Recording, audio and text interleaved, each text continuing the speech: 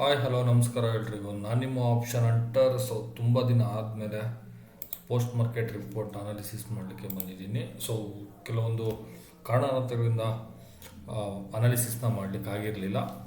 ಹಾಗಾಗಿ ಇವತ್ತಿನ ಒಂದು ಮಾರ್ಕೆಟ್ನ ಓವರ್ ವ್ಯೂನ ನೋಡೋದಾದರೆ, ಮಾರ್ಕೆಟ್ ಇವತ್ತು ನೆಗೆಟಿವ್ನಲ್ಲೇ ಓಪನ್ ಆಯಿತು. ಅರೌಂಡ್ ಓಪನ್ 121ಗೆ ಓಪನ್ ಆಯಿತು. ಪ್ರೀವಿಯಸ್ ಆಗಿ ಕ್ಲೋಸ್ ಆಗಿದ್ದು 142, ಅಂದರೆ ಅರೌಂಡ್ 20 ಪಾಯಿಂಟ್ಸ್ ಗ್ಯಾಪ್ ಡೌನಲ್ಲೇ ಓಪನ್ ಆಯಿತು. ಬಟ್ ಮಾರ್ಕೆಟ್ ಇವತ್ತೊಂದು ನೆಗೆಟಿವ್, ಅಂದರೆ 100 ಪಾಯಿಂಟ್ಸ್ ಡೌನಿಗೆ ಹೋಗಿದೆ. ನೀವು ನೋಡ್ತಾ ಇರ್ಬೋದು, ಚೆನ್ನಾಗಿ ರಿಕವರಿ ಆಗ್ತಾ ಇದೆ ಅನ್ನೋ ಟೈಮಲ್ಲಿ ಮಾರ್ಕೆಟ್ ಮತ್ತೆ ರೆಡ್ಡಿಗೆ ಯೂ ಟರ್ನ್ ತೊಗೊಂಡಿದೆ. ನೋಡಬೇಕು, ಪ್ರಾಬಲಿ ಅಂದರೆ ಮಾರ್ನಿಂಗಿಂದನೂ ಯಾವುದಾದ್ರೂ ಒಂದು ಸಿಗ್ನಲ್ ಬರುತ್ತೆ, ಪಾಸಿಟಿವ್ ಆಗಿ ಮೂಮೆಂಟಮ್ ತೊಗೋಬೋದು ಅಂತ ಒಂದು ಅನಾಲಿಸಿಸ್ ಇತ್ತು. ಬಟ್ ಡಿಸೆಂಬರ್ 2026 ಮೇ ಬಿ ರೆಡ್ಡಲ್ಲಿನೇ ಕ್ಲೋಸ್ ಮಾಡಬೇಕಂತ ಅಂದ್ಕೊಂಡಿದ್ದಂಗಿದೆ ಮಾರ್ಕೆಟ್. ಹಾಗಾಗಿ ಒಂದು ರೆಡ್ಡಲ್ಲಿನೇ ಕ್ಲೋಸ್ ಮಾಡಿದೆ. ಓಪನ್ ಆಗಿ ಮಾರ್ಕೆಟ್ ಮೂಮೆಂಟಮ್ನ ಒಂದು ಲೋವರ್ ಲೋ ಕ್ರಿಯೇಷನ್ನ ಮಾಡ್ಕೊಳ್ತಾನೆ ಹೋಯಿತು. ನೋಡ್ಬೋದು, ಇಲ್ಲಿ ಒಂದು ಲೋವರ್ ಲೋ ಫಾರ್ಮೇಷನ್ನೇ ಮಾಡಿಕೊಂಡು ಮಾರ್ಕೆಟ್ ಮೂಮೆಂಟಮ್ ತೊಗೊಂಡೋಗಿದೆ. ಅರೌಂಡ್ 26,000ಗೆ ಬಂದು ಬೌನ್ಸ್ ಆಗಿದೆ.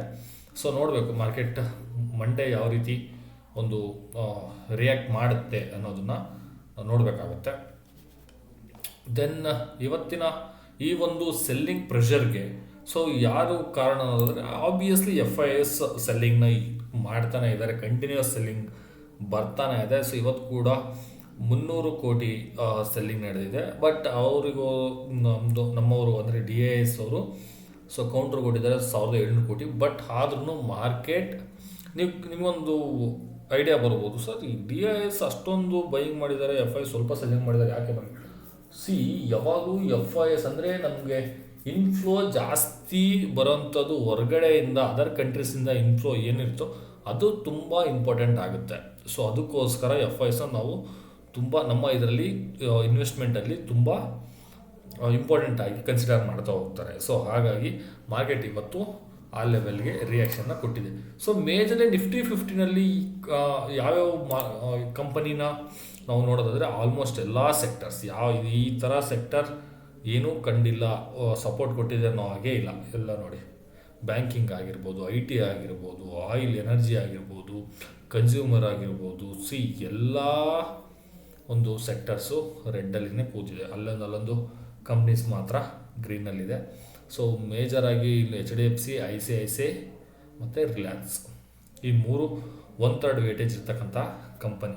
ಮೂರನೇ ಒಂದು ಭಾಗ ಈ ಮೂರು ಕಂಪ್ನಿನೇ ಇದೆ. ರಿಲಯನ್ಸ್ ಆಗಿರ್ಬೋದು, ICICI, ರಿಲಯನ್ಸ್ ಅಷ್ಟೊಂದು ಮೂಮೆಂಟನ್ನು ತೊಗೊಳ್ಳದೇ ಇದ್ರೂ ಅದೊಂದು ಮಾರ್ಕೆಟ್ ಎಲ್ಲಿದೆನೋ ಅಲ್ಲೇ ಕೂತ್ಕೊಂಡಿದೆ ಅಂತಲೇ ಹೇಳ್ಬೋದು. ಬಟ್ ಮೂಮೆಂಟಮ್ ಇಲ್ಲಿ ನೋಡಿ, 0.5%ಗಿನ ಜಾಸ್ತಿ ICICI ಆಗಿರ್ಬೋದು, HDFC ಆಗಿರ್ಬೋದು, IT ಇವತ್ತದು ವರ್ಸ್ಟ್ ಪರ್ಫಾರ್ಮೆಂಟು ಕೊಟ್ಟಿದೆ ಇದರಲ್ಲಿ ಅಲ್ವಾ. ಅದಕ್ಕೋಸ್ಕರನೇ ಮಾರ್ಕೆಟ್ ಒಂದು ನೆಗೆಟಿವ್ ಟೆರಿಟರಿಗೆ ಇವತ್ತು ಟರ್ನ್ ಆಗಿದೆ. ನೋಡೋಣ ನೆಕ್ಸ್ಟ್ ಅಂದರೆ ಇರ್ತಕ್ಕಂಥ ಅಪ್ಕಮಿಂಗ್ ಡೇಸ್. ಇನ್ನು ನೆಕ್ಸ್ಟ್ ಒಂದು ಎಕ್ಸ್ಪೈರಿ ಇದೆ Tuesday, next upcoming expiry Tuesday ಇದೆ. ಐ ಹೋಪ್ ಮಾರ್ಕೆಟನ್ನ ಕ್ಲೋಸಿಂಗ್ನ ಎಲ್ಲಿ ಕೊಡ್ಬೋದು. ನಾನು ಆಲ್ಮೋಸ್ಟ್ ಇದನ್ನು ಸಪೋರ್ಟ್ ತೊಗೊಳುತ್ತೆ ಅಂತ ಅಂದ್ಕೊಂಡಿದ್ದೆ. ಅದು ಅಂತ ಅಂದರೆ ಓಪನಿಂಗ್ ಆಗಿರ್ತಕ್ಕಂಥ 2650ನ ಒಂದು ಸಪೋರ್ಟ್. ಬಟ್ ಅದನ್ನು ಬ್ರೇಕ್ ಆಗಿ ಮತ್ತೆ ಮಾರ್ಕೆಟ್ ಅಲ್ಲಿಗೆ ಬಂದು ನಿಂತ್ಕೊಂಡಿದೆ. ನೋಡಬೇಕು ಮಂಡೇ ಯಾವ ರೀತಿ ರಿಯಾಕ್ಟ್ ಆಗುತ್ತೆ ಅಂತ. ಮೇ ಬಿ ಮಾರ್ಕೆಟ್ 26,300ಇಂದ ಈ ಝೋನಿಂದ ಅರೌಂಡ್ 750 ಈ ಝೋನಲ್ಲಿನೇ ಮಾರ್ಕೆಟ್ ಕ್ಲೋಸಿಂಗ್ ಕೊಡುವಂಥ ಚಾನ್ಸಸ್ ತುಂಬ ಇದೆ ಅಂತ ನಾವು ನೋಡ್ತಾ ಹೋಗ್ಬೋದು. ಯಾಕೆಂದರೆ ಒಂದು ರೆಸಿಸ್ಟೆನ್ಸ್ನ ಮಾರ್ಕೆಟ್ ಇಲ್ಲಿ ಫೇಸ್ ಮಾಡಿದೆ. ದೆನ್ ಸಪೋರ್ಟ್ ನೋಡ್ಬೋದು, ಇಲ್ಲಿ ಡಬಲ್ ಬಾಟಮ್ ಆಗಿದೆ ಈ ಲೆವೆಲ್. ಡಬಲ್ ಇಲ್ಲೂ ನೋಡಿ, ಇಲ್ಲೂ ಸಪೋರ್ಟಿಂಗ್ ತೊಗೊಂಡು ಮಾರ್ಕೆಟ್ ಮೇಲ್ಗಡೆ ತೊಗೊಂಡೋಗಿದೆ. ಇಲ್ಲೂ ಅಂದರೆ ಇದು ಸ್ವಲ್ಪ ನಮಗೆ ಇಂಪಾರ್ಟೆಂಟ್, ಈ ಝೋನ್ ಇಂಪಾರ್ಟೆಂಟ್ ಆಗುತ್ತೆ ಅಂತ ಪರ್ಸ್ನಲಿ ಐ ಬಿಲೀವ್. ಇದು ಯಾವುದೇ ರೆಕಮೆಂಡೇಷನ್ ಅಲ್ಲ, ಪ್ಯೂರ್ಲಿ ಎಜುಕೇಷನ್ ಪರ್ಪಸ್ಗೋಸ್ಕರನೇ ಇದನ್ನ ಹೇಳ್ತಾ ಇರ್ತಕ್ಕಂಥದ್ದು. ನೀವು ಯಾವುದೇ ಒಂದು ಟ್ರೇಡ್ ತೊಗೋಬೇಕಾಗಿದ್ರೆ ಆಗಿರ್ಬೋದು, ಅಥವಾ ಇನ್ವೆಸ್ಟ್ಮೆಂಟ್ ಮಾಡಲಿಕ್ಕೋಸ್ಕರ ಏನಾದರೂ ಪ್ಲ್ಯಾನ್ ಮಾಡಿದ್ರೆ, ನಿಮ್ಮ ಓನ್ ರಿಸ್ಕ್ ಮೇಲೆ ಇದೆಲ್ಲ ಅದು ಇಂಪ್ಯಾಕ್ಟ್ ಆಗುವಂಥ ಚಾನ್ಸ್, ಅಂದರೆ ನಿಮ್ಮ ಓನ್ ರಿಸ್ಕ್ ಇರಬೇಕು ಇದರಲ್ಲಿ, ಇದ್ದೇ ಇರುತ್ತೆ ಕೂಡ. ದೆನ್ ಅದೇ ರೀತಿಯಾಗಿ ಸ್ವಲ್ಪ ನಾಲೆಡ್ಜನ್ನು ತೊಗೊಂಡು ಇನ್ವೆಸ್ಟ್ಮೆಂಟ್ ಆಗಲಿ ಟ್ರೇಡಿಂಗ್ ಆಗಲಿ ಮಾಡೋದು ತುಂಬ ಒಳ್ಳೆಯದಾಗಿರುತ್ತೆ.